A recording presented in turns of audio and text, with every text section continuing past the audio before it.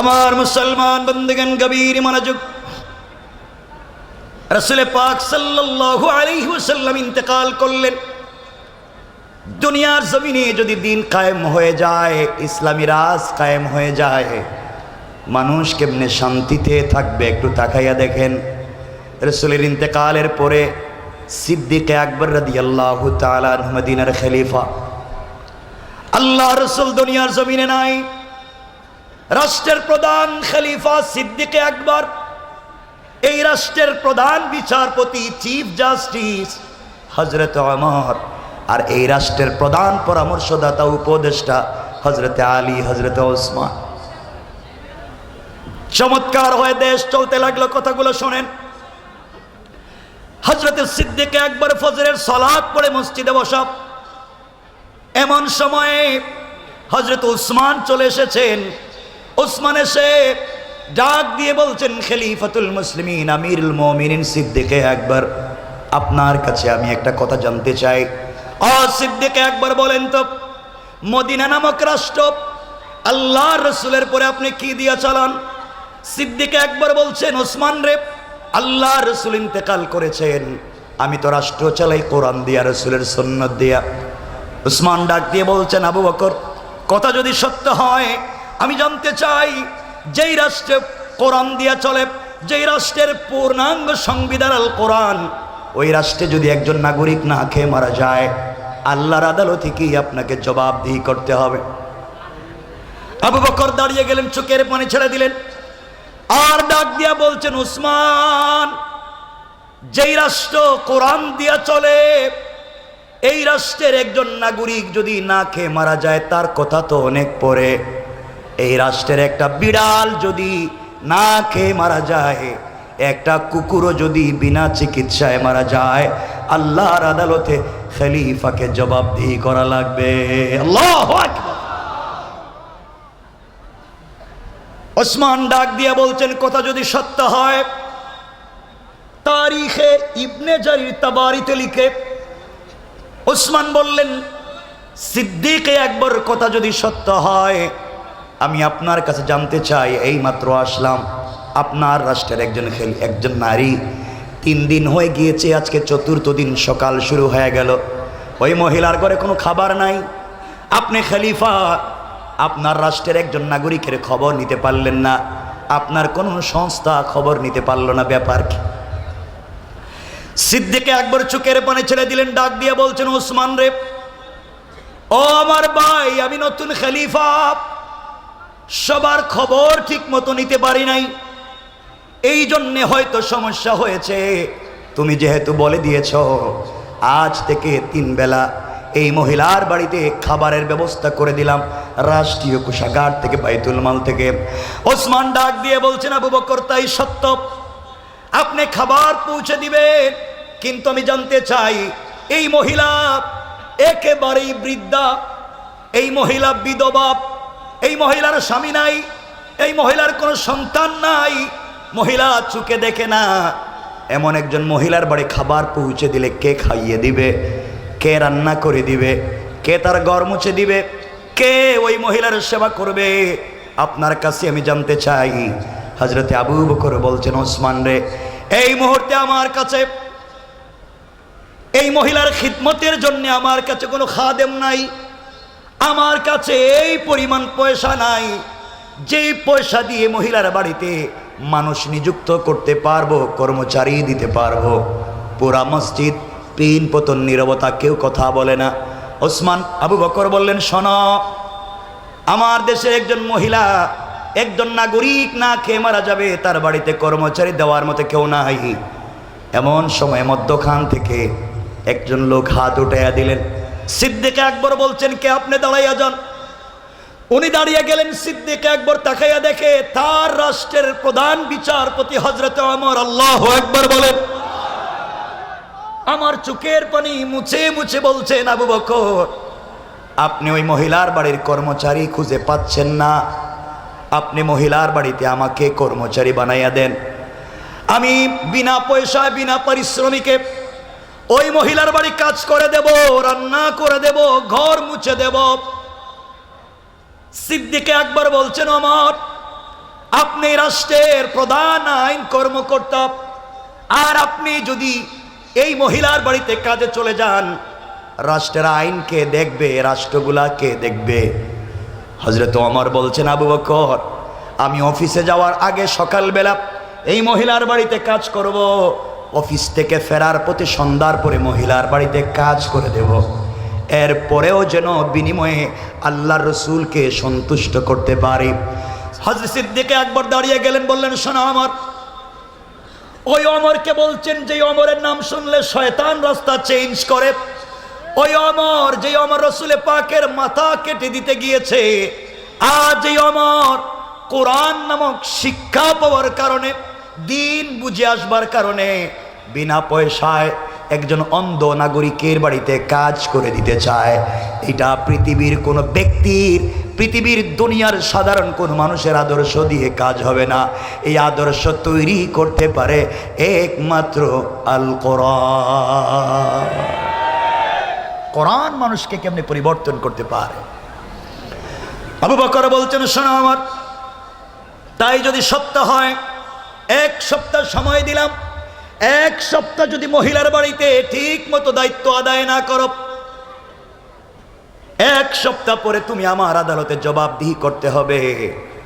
আর যদি ঠিক মতো চলতে না পারো, কিয়ামতের ময়দানে আল্লাহর রসুলের সামনে, আল্লাহর আদালতে তোমার বিরুদ্ধে আমি নালিশ করব। কথা সংক্ষেপ করে দিচ্ছি, সময় নিচ্ছি না। পরের দিন সকালবেলা ফজরের সালাত পড়ে নাস্তা সেরে হযরত ওমর অফিসে যাওয়ার আগে ওই মহিলার বাড়ি পৌঁছে গেলেন। দরজায় নক করে বলছেন, মা, আমি আপনার বাড়ির নির্ধারিত খাদেম, রাষ্ট্রের পক্ষ থেকে আমাকে চাকরি দিয়েছে, বলেন আপনার কি করে দেওয়া লাগবে, রান্না করে দেওয়া লাগবে কিনা, ঘর মুছে দেওয়া লাগবে কিনা জানতে চাই।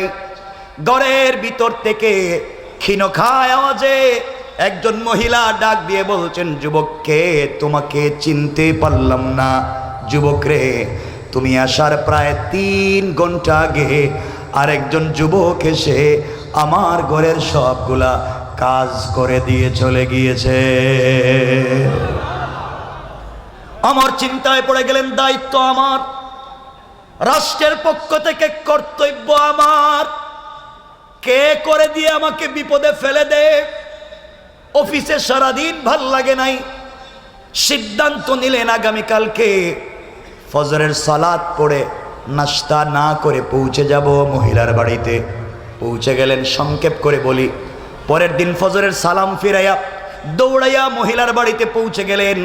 ডাক দিয়া বলছেন, আম্মা জান, আমি আপনার বাড়ির নির্ধারিত খাদেম, আপনি বলেন না কি করে দেওয়া লাগবে মা, রান্না করে দেওয়া লাগবে কি করে দিতে চাই।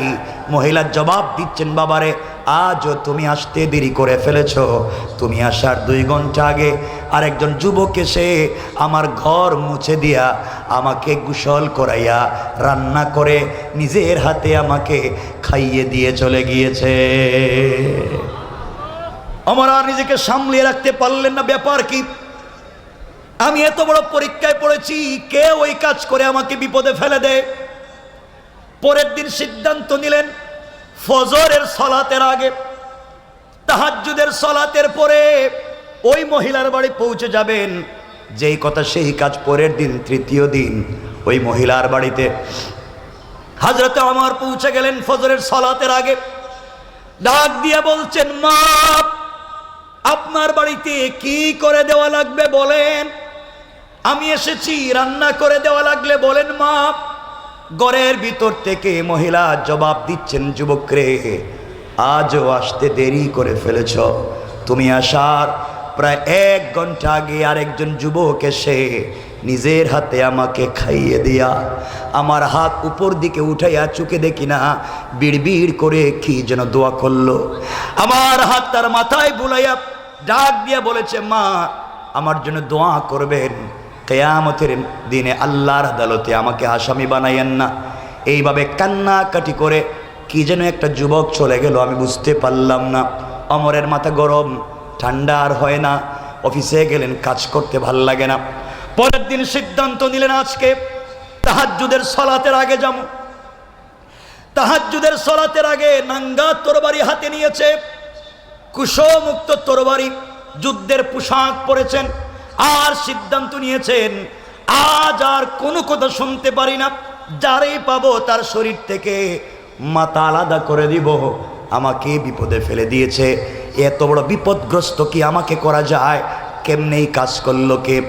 সংক্ষেপ কথা, হযরত ওমর তাহাজ্জুদের সালাতের আগে পৌঁছে গেলেন।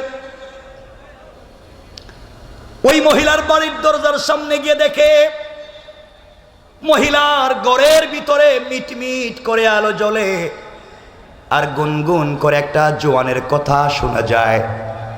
হযরত ওমর বললেন, এবার তুমি আমার হাতে ধরা পড়ে গিয়েছো, আর বাঁচবা না। এই বলে তরবারি হাতে নিয়ে অন্ধকারে দাঁড়িয়ে আছে, দেখলেই মেরে ফেলবে।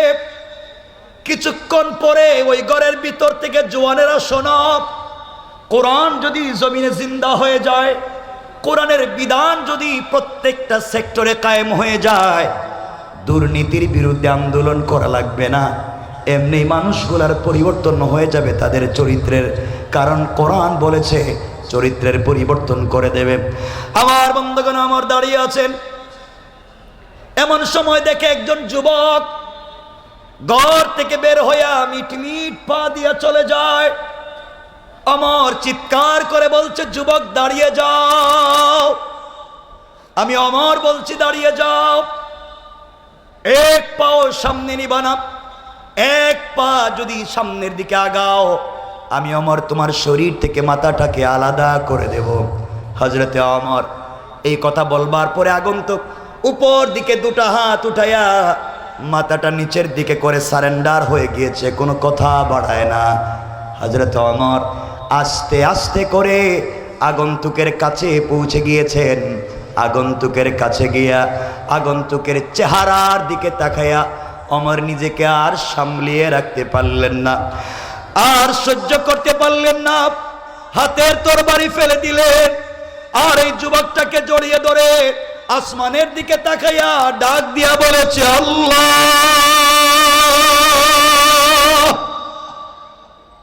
কারে আমি সামনে দেখি, কে সে? অমর তাকাইয়া দেখে যে লোকটা সামনে দাঁড়াইয়া চোখের পানি ছেড়ে দিয়া হাত উপর দিকে ওঠাইয়া সারেন্ডার হয়ে দাঁড়িয়ে আছে, সে আর কেউ না, তিনি হলেন মদিনার রাষ্ট্রের খলিফা হযরতে আবু বকর। আল্লাহু আকবার।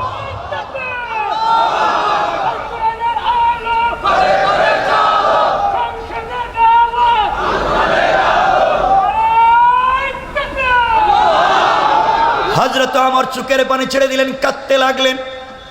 ভাই আবু বকর, আপনি এখানে কেন? কেন এই মহিলার ঘর থেকে আপনি বের হয়েছেন জানতে চাই। আবু বকর চোখের পানি ছেড়ে ডাক দিয়ে বলেছেন, ওমর রে, আমি তোমার আগে খলিফা হয়েছি, তোমার আগে এই রাষ্ট্রের দায়িত্ব আমি পেয়েছি। এর অর্থ হলো কিয়ামতের দিনে আল্লাহর আদালতে তোমার আগে আমাকে জবাবদিহি করা লাগবে, তোমার আগে আল্লাহর আদালতে আমাকে কথা বলতে হবে। এই জবাবদিহিতার ভয় যখন ঢুকে যায়, নাগরিকের চিন্তা যখন মাথায় ঢুকে যায়, ওই কারণে আমি আর বাড়িতে বিছানায় পিঠ লাগাইয়া ঘুমাতে পারি না, তোমার আগে আগে মহিলার বাড়ির কাজগুলা আমি করে দিয়ে যাই।